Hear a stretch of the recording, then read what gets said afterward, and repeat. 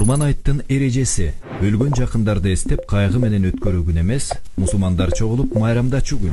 Курманчылык кылуучу адамдар мусулман акылы ордунда, сапарда болбогон, балагатка жеткен, колунда бар. Ушул 5 шарты туура келген адамга милдет. Айт намазга чейин курмандык чалса болбойт. Курмандык кылуунун малы кой эчкинин жашы 1 жашар болуу керек, бирок тозу 1 жашардай көрүнсө. Уй бука 2 жашар, төө 5 жашта болуу керек.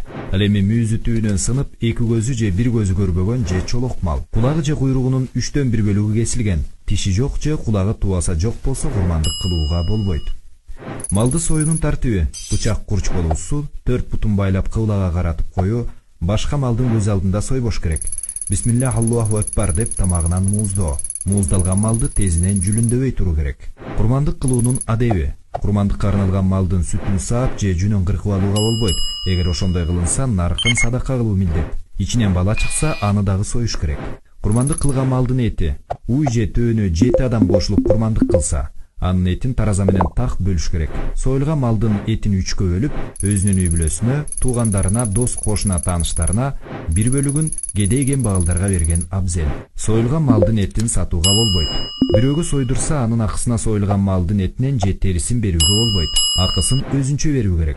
Этин же терисин мусулман эмес кедей кембагалдарга дагы берсе болот. Чет жерден туугандарына акчасын жөнөтүп, менин атымдан курманчылык кылып койгула десе дагы жарайт.